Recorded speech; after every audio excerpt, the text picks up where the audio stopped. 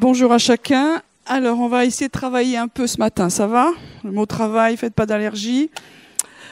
Je vais parler du sacrifice de Jésus ce matin. Et puis on prendra le repas du Seigneur après. Ok?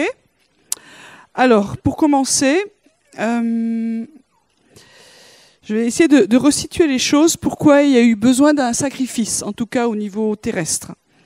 Genèse 2, versets 16 à 17. L'Éternel Dieu donna cet ordre à l'homme: tu pourras manger de tous les arbres du jardin, mais tu ne mangeras pas de l'arbre de la connaissance du bien et du mal, car le jour où tu en mangeras, tu mourras. Donc les règles du jeu sont simples. Tu peux tout faire dans le jardin, sauf un truc. Voilà. Parce que si tu fais ça, alors tu mourras. Bon, vous connaissez l'histoire pour la plupart. Qu'est-ce qu'ils ont fait? Ils ont fait le truc. Et donc, Dieu a établi des lois. Souvent, on redit ces temps-ci, et c'est juste que Dieu est un Père qui est bon, qui est plein d'amour, qui nous aime. Mais en même temps, on a parlé de l'idée du royaume. Il y a un royaume et ce royaume a des lois. Il y a des lois spirituelles, c'est-à-dire qui sont, parce que Dieu est esprit, il a des lois spirituelles, et puis nous sommes gérés aussi par des lois naturelles et spirituelles. Les lois naturelles, nous les connaissons, les lois spirituelles, pas beaucoup. Et donc là, Dieu a établi une loi qui, pour nous, si on le prend comme ça au pied de la lettre, on se dit oh, c'est dur. Mais la chose que je voudrais dire, c'est que nous ne sommes pas Dieu. Enfin, voilà. Et comme nous ne sommes pas Dieu, nous ne comprenons pas pourquoi Dieu a dit ces choses. Et très souvent, surtout dans nos milieux occidentaux et peut-être français, je ne sais pas quoi, de dire, nous, on sait. Et on n'est pas d'accord avec Dieu, même si on ne sait pas les tenants et les aboutissants. Et Dieu a dit, si tu fais ça, tu mourras. Et il y avait une bonne raison, je n'ai pas du tout le temps d'en parler, mais en fait, il ne devait pas manger l'arbre, le fruit de l'arbre de la connaissance du bien et du mal. Donc ce n'est pas juste un fruit parmi d'autres, c'était tout à fait autre chose. En mangeant ça, ça voulait dire que tu allais connaître, communier au bien et au mal. Avant, tu ne savais pas. Maintenant, tu sais qu'il y a du bien et du mal, et ça commençait à rentrer en toi. Et ça, c'est la mort, de toute façon, parce que c'est la séparation avec Dieu. Et Dieu, je passe tous les détails, il a mis cette loi qui est dure, qui est radicale. Si tu pèches, si tu fais ça, tu meurs. Alors, est-ce que Adam et Ève sont morts tout de suite?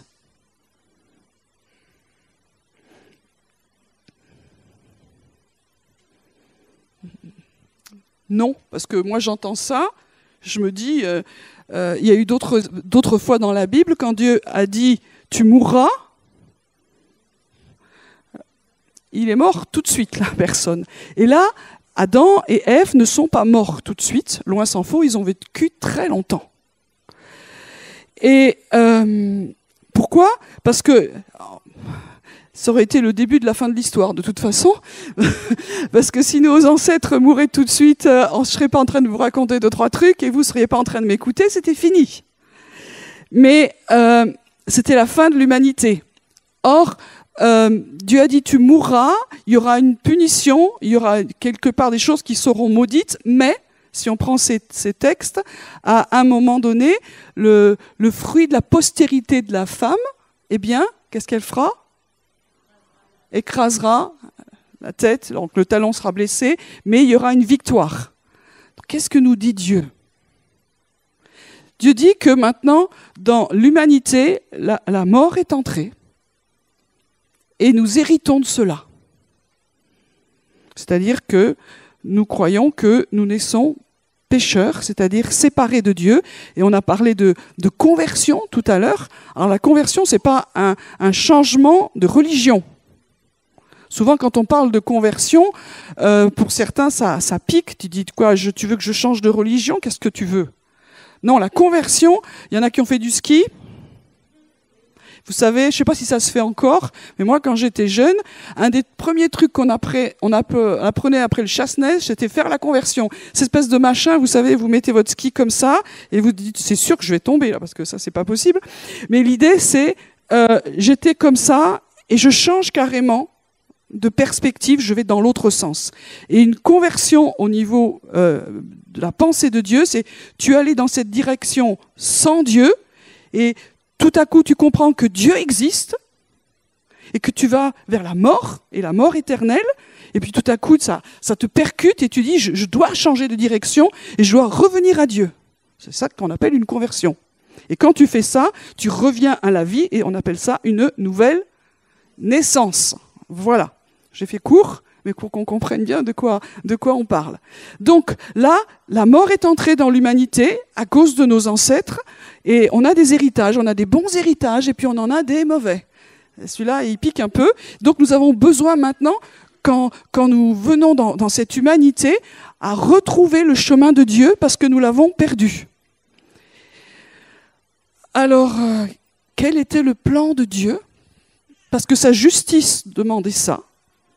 Parce qu'il n'y a pas que nous dans le monde. Elle parle de quoi? Donc, je ne parle pas des ovnis, je ne parle pas des martiens, je ne parle pas des extraterrestres. Là, voilà. Je parle que, très clairement, dans la Bible, Dieu a créé des êtres célestes. Alors, on appelle les anges, c'est biblique. Et il y a tout un autre monde spirituel et très réel que nous ne voyons pas, qui est régi par les mêmes lois que nous. Donc si nous sommes centrés simplement sur petite planète Terre, notre humanité et notre propre vie, nous ne comprenons pas les lois du royaume de Dieu. Mais le royaume de Dieu est plus grand que la Terre. Le plan de Dieu ne concerne pas que la Terre. Même s'il y a un combat qui s'est quand même assez cristallisé sur cet endroit-là. Et on le sait pourquoi. C'est parce que Jésus, le Fils de Dieu, est venu y vivre, incarner la présence de Dieu et aussi mourir sur une croix. C'est ce qu'on verra. Donc ça veut dire quand Dieu dit « Voici ma loi, si tu pèches, tu mourras ». Et quand Dieu dit de la mort, c'est vraiment quelque chose qui est lié à l'éternité, quoi. Donc c'est sérieux. Aujourd'hui, on parle que Dieu est bon, il est bon, il est bon, il est bon. Amen. Mais Dieu est juste aussi. Et ça nous dérange un peu de parler de l'enfer. Mais l'enfer, c'est la mort éternelle. Après, il y a plein d'images issues du Moyen-Âge, etc. Ça, c'est autre chose. Je ne sais pas comment c'est. Mais je sais qu'à un moment donné, il y aura un choix. Et le choix, il se fait ici. Et Dieu, parce qu'il nous aime, il a prévu une solution et qui n'est pas un plan B. J'en ai déjà parlé à plusieurs reprises, mais c'est important pour nous, pour cette année, si on veut aller plus loin dans ce que j'ai partagé au niveau de la présence de Dieu, dans la communion les uns avec les autres et dans la mission que Dieu nous a envoyée, il faut que nous ayons des fondements justes dans les 3 appels qui sont là. Et le seul fondement qu'il y a, c'est la vérité sur l'amour de Dieu et la justice de Dieu. Et Dieu a pourvu. Dieu a pourvu. Et on va parler de Jésus, évidemment, et de son sacrifice. C'est-à-dire que Dieu a prévu un agneau, un sacrifice, prédestiné avant la fondation du monde. C'est ce que dit l'épître de Pierre, Pierre, dire que avant que nous soyons créés, Dieu sait des choses, il est Dieu. Si vous essayez de comprendre, on est cramé, il est Dieu. Et il a prévu que lui-même, son fils c'est lui-même. Hein. Il n'y a pas 3 dieux, il y en a un seul. mais une expression de lui qui est le Fils, eh bien, viendrait faire ce qu'aucun homme n'a pu et ne pourra jamais faire.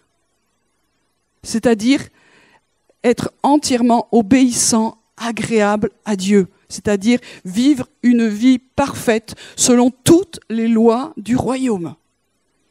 Nous, on se lève le matin, je pense qu'au bout d'un certain temps, on en a déjà loupé quelques-unes. On ne peut pas. Dieu est tellement saint qu'il y a des choses, même ou si on tient quelques jours, gloire à Dieu, après il y a des choses en pensée où on ne peut pas. Tout le monde ne va pas tuer. Mais il y a tellement d'autres choses que nous faisons qui ne sont pas agréables à Dieu. Des choses que nous pensons, des choses que nous ne faisons pas, des choses que nous disons qui ne sont pas conformes à ses lois. Dieu est tellement saint. Alors il a prévu que lui-même viendrait s'incarner et viendrait vivre comme quelque chose que nous ne pouvons pas faire. Et Dieu a donné une loi pour que nous comprenions. Il a donné une loi à Moïse en disant « Voilà ce que j'aimerais que vous viviez ». Et personne n'a été capable de le faire parmi le peuple juif. Alors Jésus est venu, il a vécu cette vie et il a dit « Ma nourriture, c'est de faire la volonté de Dieu, de lui être agréable en toutes choses. Moi, je ne fais que ce que le Père me montre, ce que je vois que le Père fait. » Waouh, waouh, waouh, hein? Qui peut dire ça? En tout cas, pas moi. Et on aurait pu dire, bon ben voilà, maintenant il a fait sa mission, c'est bon. Non, il est venu pour mourir. Il est venu pour vivre une vie parfaite, sans tache, sans péché, sans rien de semblable. Mais sa mission, en dehors de cela, plus cela, c'était de mourir. Pourquoi? Parce qu'il y a une loi première, très ancienne, dans le royaume qui dit que si quelqu'un pêche, il doit mourir. C'est-à-dire qu'il faut qu'il y ait du sang qui vienne payer la rançon. Alors la loi du sang, c'est quelque chose qui nous dépasse. Les peuples anciens comprenaient ça. Quand on voit toutes les religions anciennes, ils comprenaient que s'il y avait une vie qui était offerte, ça apaisait quelque part la colère de Dieu. Il y avait cette intuition. Maintenant, on est devenu intelligent et il n'y a plus de Dieu. Donc comme ça, c'est plié. Mais il fallait que quelqu'un meure. Alors, dans la loi mosaïque, dans la loi de Moïse, Dieu avait donné des substituts et on faisait mourir pour le péché des hommes, des animaux. Mais les gens savaient très bien que c'était temporaire, c'était juste pour la chose pour laquelle ils avaient péché, mais il en faudrait encore et encore. Et ça purifiait, mais pas de façon définitive. C'était un recommencement sans fin. Et on avait bien conscience que ça touchait quelque chose, mais pas tout. Ça purifiait pas la conscience comme Jésus a pu le faire de toutes les œuvres mortes, de tout ce qu'on a fait qui n'est pas à la gloire de Dieu. C'était imparfait, mais c'était avant que. Et en fait, dans la loi de Dieu, il fallait qu'un homme meure pour un homme. Le premier Adam, le prémisse de l'humanité, a péché. Il fallait qu'il y ait un deuxième Adam, mais parfait, qui puisse mourir pour couvrir la faute et le jugement qui était tombé sur l'humanité. Et c'est pour ça que Jésus est venu. Donc tout ça, vous le savez, mais on a besoin de se rappeler que c'est la base de notre foi. C'est la base de notre foi. Si maintenant nous sommes réconciliés avec Dieu, si nous sommes sauvés, c'est qu'il y a eu un grand prix qui a été payé. Et je trouve que, en tant que chrétien, en tant que croyant, on a au fur et à mesure l'habitude, et donc on s'habitue.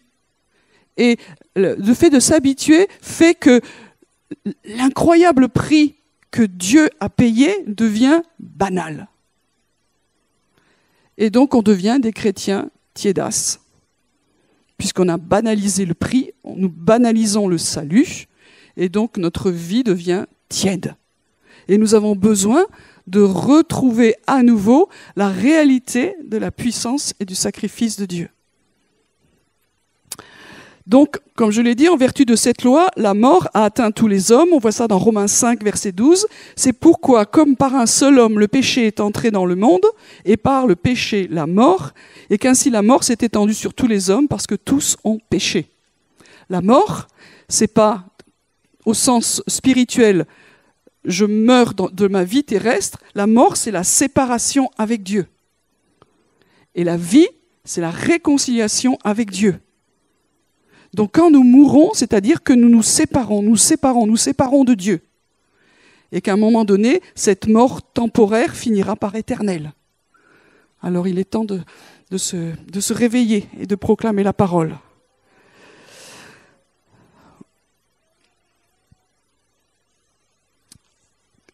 Quelque chose qui nous parle de ce que Jésus a fait, c'est Abraham, vous savez, avec Isaac. À un moment donné, on voit ça dans Genèse 22. Abraham prend son fils, l'héritier de la promesse, et puis il lui dit, viens, on va aller sur cette montagne adorer, et puis on va faire un sacrifice. Parce qu'il n'y avait pas d'adoration sans un sacrifice. Et je vous rappelle que la loi de Moïse n'était pas encore venue. Ils ont compris quelque chose que Dieu a fait. Parce qu'au commencement, quand l'homme et la femme ont péché, à un moment donné, Dieu a dû tuer un animal pour qu'il soit couvert. Donc il y a quelque chose qui est là. Abel a compris quelque chose du cœur de Dieu et du prix du sacrifice. Et parce qu'il a compris le prix, il a donné lui un animal, alors que Caïn, il s'est dit, bon, mais moi je lui file trois salades. Enfin, j'exagère, mais ça suffira. Et c'est pour ça que Dieu a aimé Abel et a dit à Caïn, ça va pas. Parce que derrière ce que tu offres, il y a ton cœur, tes motivations. Aujourd'hui, quand Dieu nous parle d'offrande ou de dîmes, etc., si on donne 3 salades, ben, il y a des fois parce qu'on ne peut pas plus, mais des fois, ça parle de nos motivations. Et qu'on n'a pas compris quelle est la valeur de l'offrande et du sacrifice dans les lois et les règles du royaume de Dieu. Ça n'a pas changé, même si le sacrifice parfait est venu. Donc, il monte sur la montagne, et puis évidemment, Isaac pose la question à 100 balles. Je vois qu'il y a tout, mais où est le sacrifice ?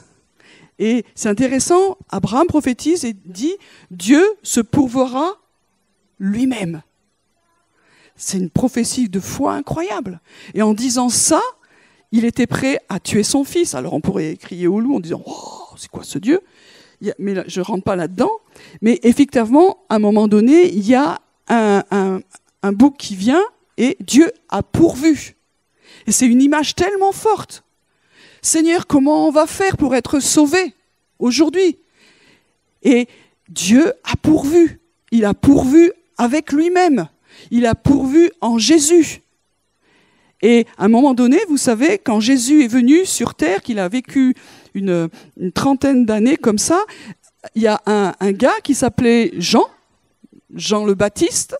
Il dit, voici l'agneau de Dieu qui ôte le péché du monde.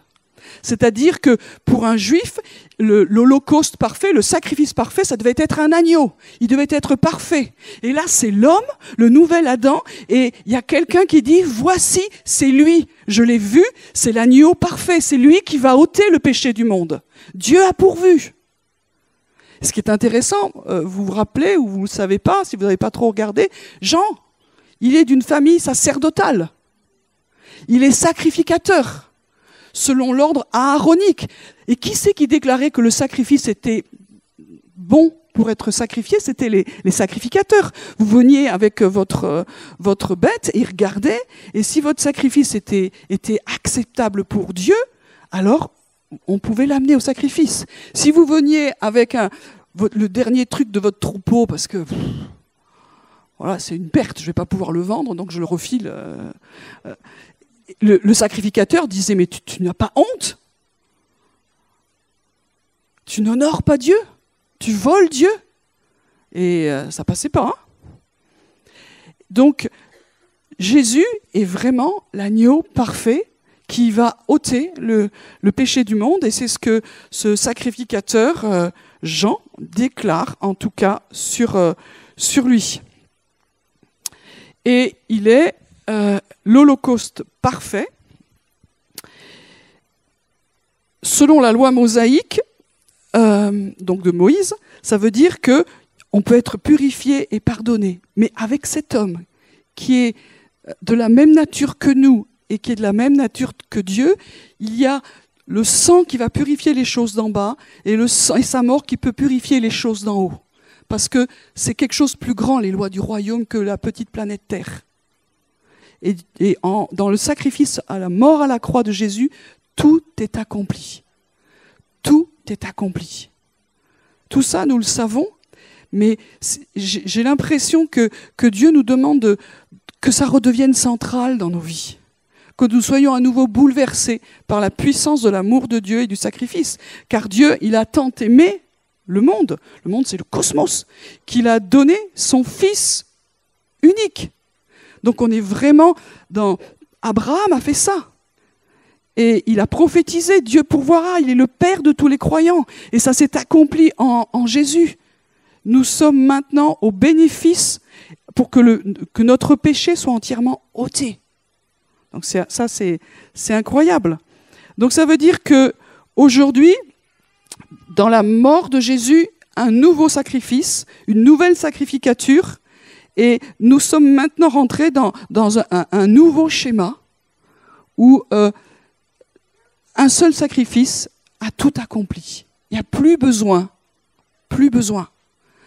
Les Juifs, ils ont été catastrophés quand Jésus leur a dit, de toute façon, le temple, là, le grand temple d'Hérode, qui n'était pas fini d'être construit encore, du temps de Jésus, il leur a dit, je dis qu'en 3 jours, il sera détruit, certes, mais en 3 jours, il peut être relevé. Alors, il a mis des dizaines d'années de construit, il n'était pas complètement fini, il y avait encore les finitions. Qu'est-ce que tu racontes? Tu touches pas au temple. Parce que ce qui faisait la force à ce moment-là de la foi juive, c'était que dans le temple, les sacrifices de sang étaient là.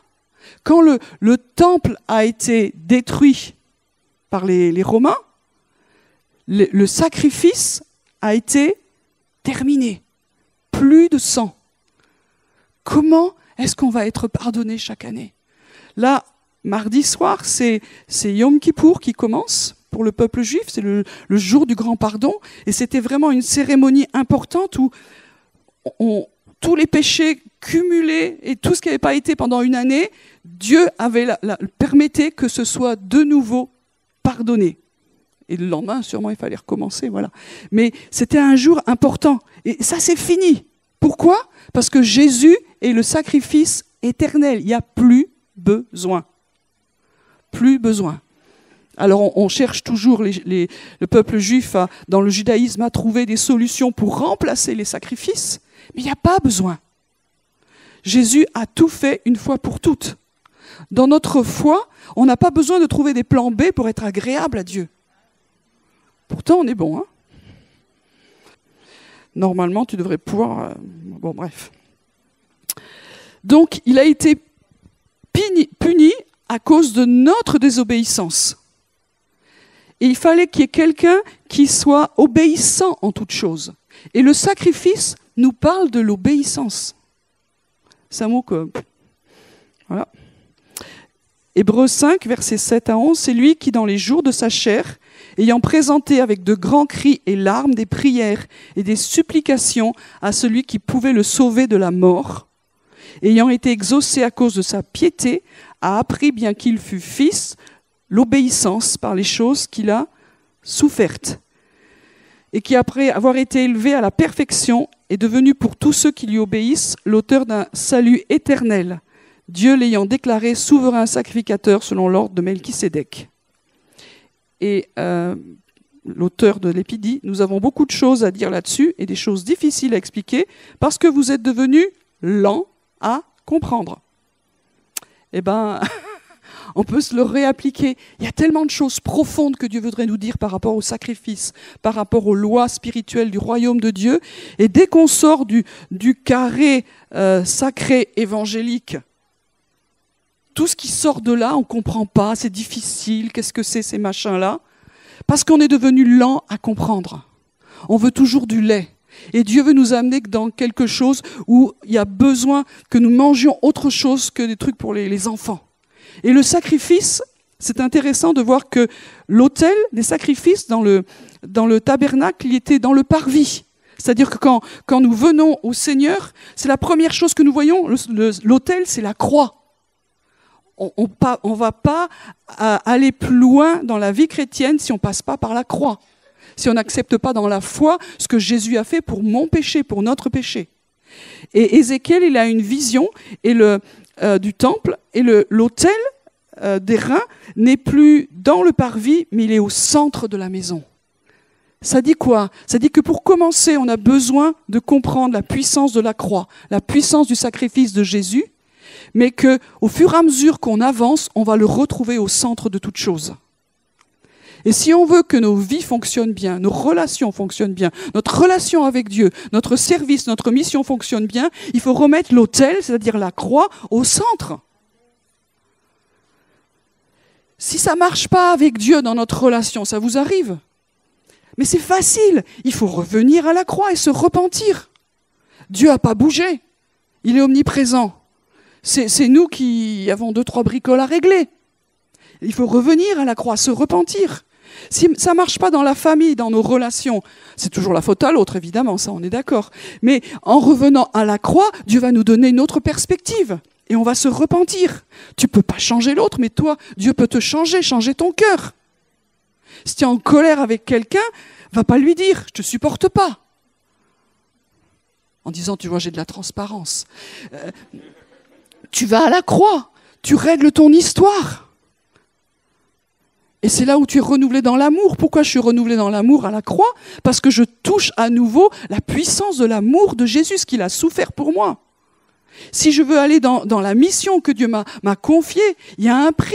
Alors je dois revenir à la croix, là, contempler le sacrifice de l'agneau, voir ce qu'il, lui, il a payé. Et ce que Dieu me demande, c'est pas grand-chose. Et quand on lit ce texte dans Hébreu, c'est fort quand même l'histoire. C'est-à-dire, dans les jours de sa chair, il a présenté au Père avec des grands cris et larmes des prières de supplication. On aurait Jésus dans notre réunion, il y a une équipe l'aurait fait sortir. Frère, tu fais trop de bruit. Grand cri. Où sont nos cris de détresse dans la présence de Dieu à cause de notre péché, à cause de ce qui se passe dans le monde? Où sont nos cris? Où sont nos supplications? Et quand on voit ça, on comprend le prix que Jésus a payé. Père, ne me laisse pas dans la mort. Alors attends, c'est quoi le truc là? Tu es venu pour mourir, tu veux plus mourir? Il y avait, et je l'ai déjà dit, il y a une mort momentanée de notre enveloppe, mais il y a une mort éternelle. Jésus savait qu'il devait mourir, et d'une mort assez terrible, mais Seigneur, ne me laisse pas dans la mort. Me laisse pas dans la mort éternelle. Pourquoi il dit ça? Parce qu'il sait qu'à un moment donné, il va se passer quelque chose que nous ne pouvons pas comprendre, c'est que Jésus va devenir, en son corps, en son âme, en son esprit, tout le péché de l'humanité. Vous comprenez ça, vous? Non. Pas du tout. Mais il devient ce pourquoi la colère de Dieu est venue, parce que Dieu ne supporte pas autant de méchanceté, autant d'horreur. Et depuis que l'humanité existe, on n'a pas fait dans la dentelle. Donc, Jésus devient le résumé, le concentré de toute l'horreur, de toute la méchanceté, de tous les trucs insupportables. Et quand Dieu voit ça, qu'est-ce qui se passe sur la croix? Mon Dieu, pourquoi m'as-tu abandonné? Il sait qu'à ce moment-là, à cause de ce qu'il porte, de ce qu'il est élevé, il devient malédiction. Le jugement de Dieu vient et il y a une séparation. Il a prié avant, Seigneur, ne me laisse pas dans la mort. Parce que cette séparation, c'est ça la mort. C'est ça la mort. Quand quelqu'un ne connaît pas le Seigneur, il est un mort vivant. Et s'il y a quelqu'un ici qui ne connaît pas le Seigneur, tu es un mort vivant. C'est-à-dire que ce qui fait que nous sommes vivants, c'est que nous sommes en communion avec Dieu, que nous lui avons demandé pardon pour nos péchés. que nous sommes revenus à la maison, il nous aime, il nous a pardonné. Mais si le péché et tout ce que nous avons fait, nous et nos pères, nous avons péché, reste sur nous, nous sommes séparés de Dieu. Mais par la foi, dans ce que Jésus a fait, alors nous sommes réconciliés. C'est tout simple. Et donc à ce moment-là, Jésus, il est séparé, il dit « Seigneur, pourquoi m'as-tu abandonné ?» Et puis, on voit qu'il a prié, il a intercédé avant, il a été exaucé à cause de sa piété. Des fois, on pense que ouais, mais c'est facile, il était le Fils de Dieu, quoi. Il se l'a joué facile, il savait à l'avance. Ça n'a pas l'air, hein? Ça n'a pas l'air, il y a des choses qui nous dépassent. Il était vraiment incarné dans notre humanité. Il n'était pas un super-héros avec des super-pouvoirs. Il avait la puissance de Dieu parce qu'il dépendait de Dieu, parce qu'il vivait la vie que nous devrions apprendre à vivre et qu'on ne sait pas. Il a été exaucé à cause de sa piété. Et bien qu'il fût le Fils de Dieu, il a dû apprendre l'obéissance. Vous imaginez le roi des rois, le Seigneur des seigneurs, le créateur de toutes choses. Au commencement était la parole était avec Dieu, la parole était Dieu. Il dit un mot et la chose existe, c'est son état dans les cieux. Il n'a pas regardé comme une proie arrachée de descendre, mais il s'est humilié. Et il s'est tellement humilié qu'il est descendu sous la forme, non pas d'un homme, mais même d'un esclave. Et il s'est humilié avec la mort de la croix. C'est pire que tout. Et il a dû apprendre l'obéissance toute sa vie.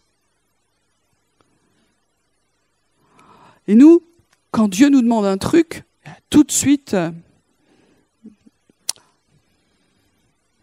une discussion syndicale qui se fait à l'intérieur de nous, et on a besoin d'apprendre l'obéissance. On va aller dans des temps difficiles. Dieu est en train de nous ramener dans sa présence pour que nous apprenions l'obéissance dans les choses difficiles comme dans les choses faciles, dans les choses du quotidien. Dieu veut nous réapprendre à marcher correctement. Et le Fils de Dieu a payé et a été agréé parce qu'il a obéi en toutes choses. L'obéissance, c'est la foi. Je crois que Dieu me dit et j'ai obéi. L'écoute, on l'a vu aussi, bien écouter Dieu, c'est entendre sa parole et pas dire « Oh, j'ai entendu », mais si la comprendre et obéir. Et tout ça, ça fait partie de notre vie de disciple normal. On veut tous être rois. Mais un sacrificateur royal, nous apprenons à servir, nous apprenons à faire ce que Dieu nous dit. Et on a toute une vie pour essayer d'apprendre ce truc-là. Et son corps a été déchiré, et le texte d'Hébreux 10 nous dit que le voile du temple, on voit ça dans les évangiles, mais le voile du temple a été déchiré, et c'est sa chair. Et c'est-à-dire qu'aujourd'hui, nous pouvons passer au travers du sacrifice de Jésus pour revenir à la maison. C'est un mystère.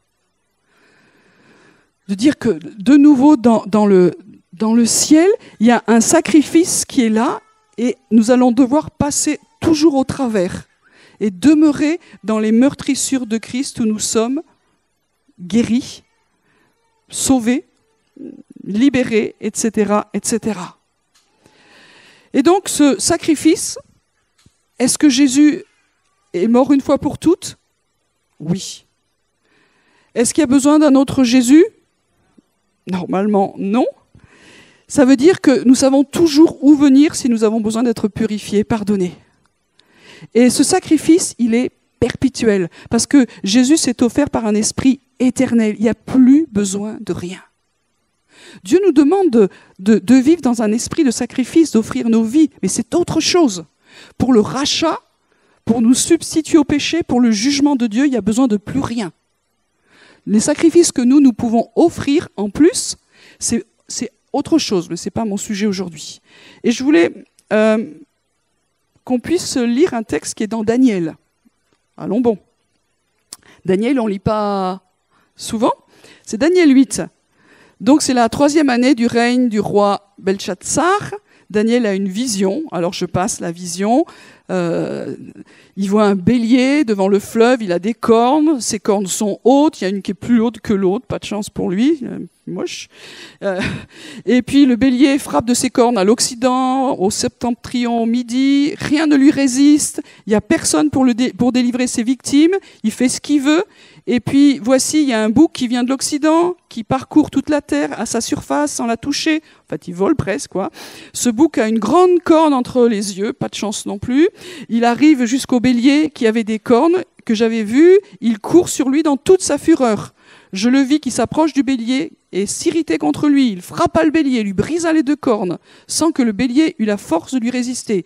Il le jeta par terre, le foula. Il n'y avait personne pour délivrer le bélier. Enfin, donc c'est un gros combat. Il le jette par terre. Le bouc devint très puissant, et lorsqu'il fut puissant, sa grande corne se brisa. 4 grandes cornes s'élevèrent pour la remplacer aux 4 vents des cieux. Et de l'une d'elles sortit une petite corne qui s'agrandit vers le midi, l'Orient et vers le plus beau des pays. Quand vous voyez vers le plus beau des pays, c'est Israël. Elle s'éleva jusqu'à l'armée des cieux. Et elle fit tomber à terre une partie de cette armée et des étoiles, et elle les foula. Elle s'éleva jusqu'au chef de l'armée, lui enleva le sacrifice perpétuel, renversa le lieu de son sanctuaire. L'armée fut livrée avec le sacrifice perpétuel à cause du péché. La corne jeta la vérité par terre et réussit dans ses entreprises. J'entendis parler un saint, et un autre saint dit à celui qui parlait, « Pendant combien de temps s'accomplira la vision sur le sacrifice perpétuel et sur le péché dévastateur? Jusqu'à quand le sanctuaire et l'armée seront-ils foulés ?» Et il me dit, 2300 soirs et matins, et puis le sanctuaire sera purifié. Quel rapport? Donc, on ne va pas rentrer qui est le bouc 1, qui est le bouc 2, etc. Cocher la case.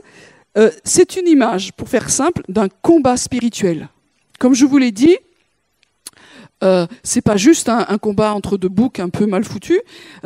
C'est juste une réalité d'un combat spirituel entre des êtres spirituels. C'est une image, c'est une vision que Daniel voit. Les combats ne sont pas que humains.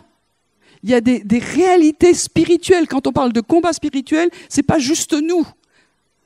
Hein? Il y a des principautés, des pouvoirs, des dominations, des puissances dans les lieux célestes. Et ça combat, et ça a des répercussions sur la terre. Et une des répercussions sur la terre, c'est que le temple est dévasté, ça on le comprend, et que le sacrifice s'arrête. Il n'y a plus de sang. C'est fini.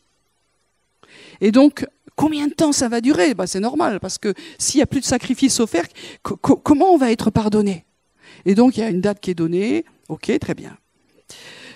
Alors, il y aurait pas mal de choses à dire là-dessus. Je n'ai pas les compétences ni les révélations pour comprendre tout. Mais ce que je sais, c'est que ce texte fait référence au temple. Et le temple est détruit. Mais pour les Juifs, le temple, c'est tellement important. Mais là, il n'y a pas de référence là-dessus. C'est la centralité, c'est le sacrifice et qu'il faut qu'il soit perpétuel. Et Jésus a prophétisé la destruction du temple et donc l'arrêt des sacrifices. Et en même temps, il a dit que son corps, en 3 jours je le relèverai, son corps était le nouveau temple. Et dans ce nouveau temple, il y a un nouveau sacrifice. Et qui ne va pas être répété, puisque c'est lui le sacrifice. Il est le temple, il est le souverain sacrificateur, il est le sacrifice. Donc il y a une nouvelle alliance avec de nouvelles lois, de nouvelles règles, de nouveaux protocoles, une nouvelle liturgie, tout ce que vous voulez prendre. Un nouveau temple, Jésus. Et quand Jésus est mort, il n'est pas resté dans la mort. Il n'est pas resté dans le tombeau. Il n'est pas resté dans le séjour des morts. Son corps n'a pas vu la corruption. Vous avez bien lu ça. C'est écrit dans les psaumes, vraiment que mon bien-aimé ne voit pas la corruption. Son corps n'a pas connu la corruption. Il est ressuscité, corps, âme, esprit. Quand Marie est entrée dans le tombeau, il n'y avait plus de corps. Et les gars, les femmes de l'époque, ils n'ont pas reconnu Jésus, tellement son corps de gloire était transformé. Et puis il est monté dans les cieux, et la parole nous dit à plusieurs endroits qu'il s'est assis à la droite de la majesté divine. Il s'est assis sur le trône. Et on voit Apocalypse, il y a le trône de Dieu, de l'agneau, qui est là comme immolé. Ça veut dire qu'aujourd'hui, où est le sacrifice perpétuel? Dans les cieux, dans le temple éternel. Daniel, on a une bonne nouvelle.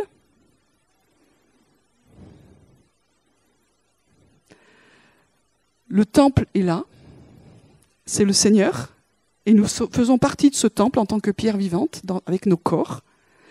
Et puis, il y a maintenant un sacrifice perpétuel dans les cieux. Jean dit, j'ai vu dans le ciel comme un agneau qui semblait immolé, c'est-à-dire que l'agneau, comme je l'ai redit aux étudiants cette semaine, c'est pas un agneau mouton qui se tient debout. Comme je leur ai dit, il n'a pas fait du cirque. Ah, le mouton, debout. C'est un homme. Mais l'homme, Jésus, est réellement l'agneau qui devait venir. Et comment on voit qu'il est encore sacrifié? C'est que sur son corps, il a gardé les blessures, les stigmates. Et on revient au texte de Genèse qui dit que le fils de la postérité d'Adam, eh bien, sera blessé au talon. Blessé au talon, c'est là où il a marché, il a été blessé dans son humanité. Il reste dans le ciel les blessures de son humanité, la trace des clous.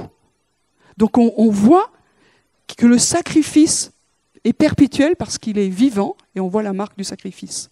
Donc aujourd'hui, dans le ciel, il y a quelque chose qui a basculé, le sacrifice est là. Donc c'est une nouvelle incroyable pour nous, les terriens, mais c'est une nouvelle incroyable pour toutes les puissances, les principautés, les dominations et toutes ce qu'on a lu dans le texte de Daniel. Il y a l'autre bouc, là, le pas gentil, il en a ramené quelques-unes avec lui de ces étoiles. Trembler, parce que les prophéties ont avancé depuis 2000 ans. Dieu a accompli ce qu'il avait dit. Maintenant, dans le ciel, il y a un sacrifice perpétuel. Quand tu sens qu'il te manque quelque chose, quand tu sens que tu es perdu, que tu n'as plus rien, quand tu sens que tu es pauvre, quand tu sens que tu es au bout du bout, que tu es à la fin de ta vie, dans le ciel, il y a un sacrifice perpétuel. Et la bonne nouvelle, c'est que si nous avons accepté Jésus, Jésus vit dans la gloire, mais aussi il vit en nous par le Saint-Esprit. Ça veut dire qu'en nous, il y a aussi l'agneau de Dieu qui ôte le péché du monde. Il y a en moi la capacité d'être purifié, d'être pardonné, d'être libéré. Il y a en moi une puissance en face de l'ennemi, en face de mes adversaires. Quelque chose du sacrifice perpétuel du sang, la marque du sang, de l'aspersion qui parle mieux que celui d'Abel, est en moi aussi. Sur les linteaux de mon cœur, dans les profondeurs de mon temple intérieur. Il y a une puissance. Il y a une puissance. Il faut se relever. Il a tout accompli. Qu'est-ce qui nous manque? C'est un sacrifice totalement agréable. Il a accompli la loi divine. Il a tout fait pour que nous revenions à la maison, que nous soyons vivants parmi les vivants, que nous reprenions notre dignité. La parole de Dieu dit que nous avons un rang au-dessus des anges. Waouh, il faut qu'on s'entraîne un peu là. Pour l'instant, on ne sait pas ces choses-là. Pourquoi? Parce qu'il y a en nous la puissance, l'amour de Dieu et l'autorité, la justice divine. Donc voilà, les temps, aujourd'hui, nous sommes dans des temps d'accomplissement, dans des temps d'autorité. Et c'est pour ça que je crois, et je finis là-dessus, que Dieu va nous reparler beaucoup du sacrifice de l'agneau et de la croix. La croix, bibliquement, c'est pas juste un morceau de bois, c'est un arbre. Il y a plein de choses à dire et c'est pas mon sujet, je crois que j'en ai déjà parlé, j'en reparlerai peut-être. Mais c'est un autel, A-U-T-E-L, un autel, une table de sacrifice. Et je crois fermement dans tout ce que Dieu montre aujourd'hui qu'il y a eu la croix sur terre, mais derrière la croix sur terre, il s'est passé quelque chose de plus dans les cieux, qui était complètement lié. Il y avait un autel céleste où quelque chose s'est passé avec le Seigneur qui s'est offert et les armées des ténèbres qui ont fait leur histoire avec. Donc il y a quelque chose de fort. Et vous savez que dans la Bible, les autels parlent. Vous relirez ça, c'est intéressant. Donc la croix parle aujourd'hui. L'autel parle. C'est comme si nous avions besoin de nous reconvertir. de retrouver la puissance du sacrifice de l'agneau vivant dans nos vies, de nous déshabituer. Alors on va prendre ce repas du Seigneur. Donc c'est le pain, c'est le vin, le jus de raisin. C'est une image du corps brisé et du sang qui a coulé. C'est une image, un symbole. Alors selon d'où vous venez, ce symbole est plus ou moins fort. Mais en faisant cela, nous communions à sa mort, nous communions à sa résurrection et nous accueillons encore au fond de nous-mêmes la puissance du sang et la puissance du corps brisé de Jésus. C'est un pain de vie, c'est un sacrifice qui nous donne la vie et nous avons besoin jour après jour d'être dans le vivant. Et cette vie passe par cette mort. Et mon cri, c'est de dire, Seigneur, viens nous bouleverser à nouveau. Et s'il y a des choses qui sont mal converties en nous par rapport à ce sacrifice, viens les toucher. S'il y a des domaines de nos vies qui se sont habitués, amène-nous dans la repentance. Qu'il y ait quelque chose qui se brise à nouveau par rapport à tout ce que Dieu a fait pour l'humanité et donc pour ma vie. Et donc on va prendre ce sacrifice ensemble, cette image, ce symbole. Et je ne reprends pas les textes, vous les connaissez, mais le repas est prêt et il nous demande de venir en comprenant que nous allons prendre un repas qui est le signe, le symbole que Dieu avait dit, il y avait un arrêt de mort sur l'humanité, mais il a pourvu pour que de la mort nous passions à la vie et que nous soyons ramenés à la maison.